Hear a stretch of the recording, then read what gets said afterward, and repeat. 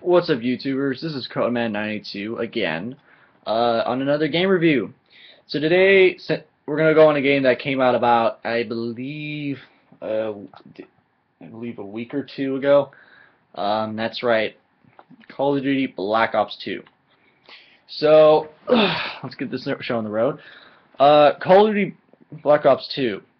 So as everyone knows, so pretty much the speculation before it came out was like it's Black Ops, so we were escalating like, oh, it's gonna be another Call of Duty game, so it's gonna be like, ugh. But when they heard it was Black Ops 2, so they're thinking, okay, maybe there'll be some things from Black Ops that'll be pretty good, because Black Ops was a little better than the rest than Modern Warfare, which it sort of was. Um, my opinion is that this is not it's a decent game. Some areas remind me of Modern Warfare, but overall, it's pretty interesting. It's a unique game, you know. Nothing different though, you know. It's a Call of Duty game. Not much you expect. Same mundane task of ranking up, prestiging, unlocking weapons, and perks and all that jazz. Just the same kind of concept. That's multiplayer. Campaign, boy, that's a different story.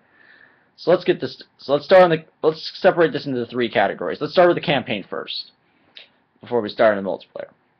Campaign. So the campaign basically we'll see some flashback missions from the 1980s with Alex Mason, and then there'll be a few, and then most of the missions will be from 2025 with the new protagonist. I probably got that wrong. Which is the son of David Mason. So basically, the story kind of begins, and if for ones who don't want to spoil it, or you can probably skip this part to whatever you find. And if you are watching this and you haven't played it yet, I will try and put an annotation to skip that. You'll see probably below somewhere in the video, but I'll put it there. So basically, the beginning it starts with Alex Mason trying to find Woods, you know, who we thought was dead but actually was alive. Captive for about close to almost close to 10 years. At most I would give. But but the story gets interesting as you can go from Alex Mason to David Mason and then so on and so forth. The villain in this, which is a new one called Raul Menendez. Most people thought it was going to be Alex Mason, but really it wasn't. I thought it was, but no, it was a different villain. So okay, this could be interesting. How can I say this another way? I'm not going to get into much of it, so that way, not to spoil too much. So, campaign, I thought the story was interesting. Black Ops campaign usually is like I think the best out of any of the others. Black Ops 1 kind of got me a little off because it was flashback missions, but it really told an interesting story and a lot of suspense and a lot of mystery to it. This one was kind of like it was sort of action packed, but with a good story, and there was time I felt emotional at some points of the story, which I don't see a lot from Call of Duty, and this is a good one. What else? Not much I can say on campaign. Don't want to ruin anything. We'll move on to the multiplayer. So multiplayer, same thing as what you would expect. You know, unlock gear, customize as best you can. The thing with this one, the customization of your classes have been changed. This time they limited on how much equipment you can have. The equipment hold is 10, so that means that includes from perks, weapon, your primary and secondary, your lethal, and your non-lethal equipment. So which are limited to 10. So all of that, you got it. The only max is 10. So it limits you on what you want. You can either be a guy who has no perks but more weapons and equipment, or no equipment and a bunch of perks and a weapon, or you don't even have to have a primary or secondary. You can just go with straight combat knife on those. So it really is. Also interesting is a little kind of cheat kind of little thing called wild cards, which basically are like little extras. So maybe you can add another attachment to your primary, maybe add another attachment to your secondary, get more lethals, get more non-lethal equipment. and have another perk on, have another primary. It continually can make up with all this new stuff. It totally can change the customization, so it feels like nothing is overpowered. There's no class that's going to overpower everything else. It's all depending on how you work it. Breathing for a second. So it's a little interesting now. Gameplay and for the kill streaks, which we call score streaks now. So they changed up the kill streaks to score streaks. So the more scores you get rank up to how much you're going to get your score streak. From UAV to killer drone, from drones to AGRs, which are little mini drones, to EMP and so on. There's a lot more this time around. And so they're following the Black Ops way, just with a little more futuristic way to it. And I think the score trees are interesting. Some overpowered, some are not. It makes up for what it can be. And there's so many, you can customize it any way you want, whether you're trying to get higher ones or you're trying to get the lower ones.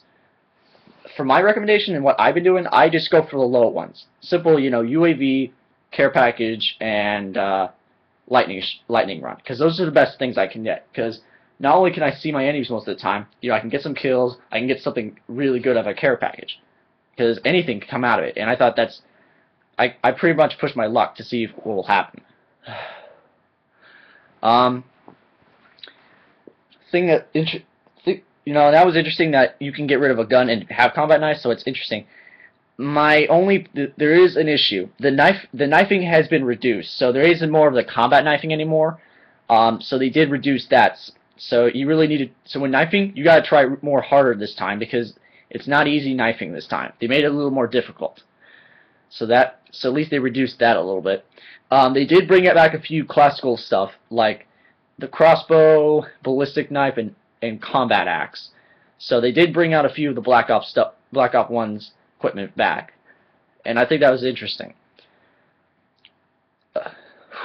And the modes are pretty much the same, but with a few new ones. Multi-team, which basically is three teams of 3 against each other for any kind of game mode, from hardpoint, kill confirmed, team deathmatch. Any map that you have. And the maps seem to be pretty equal out. They don't seem like a lot of long range maps now. It seems like it's from medium, some longish range to medium in like short range now. The biggest thing that escalated to the game is that most of the maps seem more of SMG kind of style, where you can actually have more of SMG than assault rifles. Assault rifles are still useful, but it feels more assault and submachine guns that seem to be the most biggest thing in these maps than how others were. Right now, the speculation on the best map right now that everyone loves, that's good at close quarters, is Hijacked, which is based on a cruise ship. You've probably seen a few videos of a cruise ship. That's the exact same map. To me, any game mode works on that. From team deathmatch to free-for-all to hardpoint to search and destroy, any of those will work. Because there's you have the entire front upper deck to like some areas in the lower deck, so there's a lot of fighting going on. So it's like a really competitive. Like same with say it's kind of like a little of Nuketown, like the new Nuketown 2025. It's somewhat like that, and with the new Nuketown 2025 map, which you usually get either pre-order or it comes with the game, which mine did. You can now have that map along with, and now there's been this new thing called a season pass, which gives you new maps for some reason, like 4 DLC maps, which I didn't do because I'm okay with what the maps are right now. But it was seeming decent enough. What else? Is there anything else? I can't find anything yet. Right now, there doesn't seem to be any overpowered weapons right now. SMGs, basically, any SMG will do fine. There's some that are better than others. The MP7, which is your first weapon to unlock, which you get at level 4, it's been downgraded a little bit, so it's not. It used to be overpowered in Modern Warfare 3. Now they really reduced it down this time, so it's not exactly the greatest. Right now, the speculation on the best is between the Vector, the PDW, and the I think CQB. So it all depends on what you work with. Is there anything else? And I think that's it for multiplayer. Let's move on to the next segment, which everybody loves about Black Ops. Black Ops 2 Zombies. So this Black Ops Zombies is the classical way you can do it, but with a new twist. You can now go up. So now you can play So now 8 players can now play up. Which means you can do from four-player transit, which is like a story in a way, but not exactly kind of in a way. It just gives you. It's just a lot like. It's more of an expansion on your area instead of survival. It's still survival, but like with 4 people trying to work together, and it like continually moves on to the next area. Now you can do the classical survival, which is always available on any map. The new thing is Grief, which is basically your team of 4 against another team of 4, basically going against each other. You can't kill each other, but basically try to survive as long as you can. And the first team, for whatever team goes out first, you basically win but in order to win, the entire other team needs to be wiped out first, and then you got to win that round in order to win. So they made it more competitive a little bit, but you can but you can mess with them too. Well, so far we've seen is that throwing grenades at your enemies seem to get them down already than the zombies. So so you can try different ways of winning. Besides that, not much else. The weapons are some you'll see from the old Black Ops 1, and you'll see like some from new Black Ops 2. Most of the time, though, it feels like you need to use the mystery box more now than ever. Due to that, there's more, since all the weapons on the wall aren't exactly futuristic, you have to actually most of the time you got to use the mystery box. And with the new other stuff, there'll be more trophies for those as well, along with the campaign and multiplayer. And yeah, that's pretty much it. So moving on to the verdict. So Call of Duty Black Ops 2, amazing campaign, alright multiplayer, Zombies alright as well. I can't say Zombies is amazing because it's still the same exact thing that it would do. It's just zombies, kill zombies, simple enough. That's fun enough to do. So I give this game a 7.5. I'm not going to go any higher due to the multiplayer.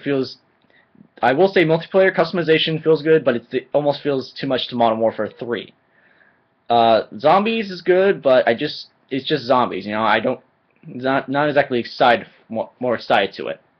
It's just something to do on my free time. So that's it. That will be it for that review.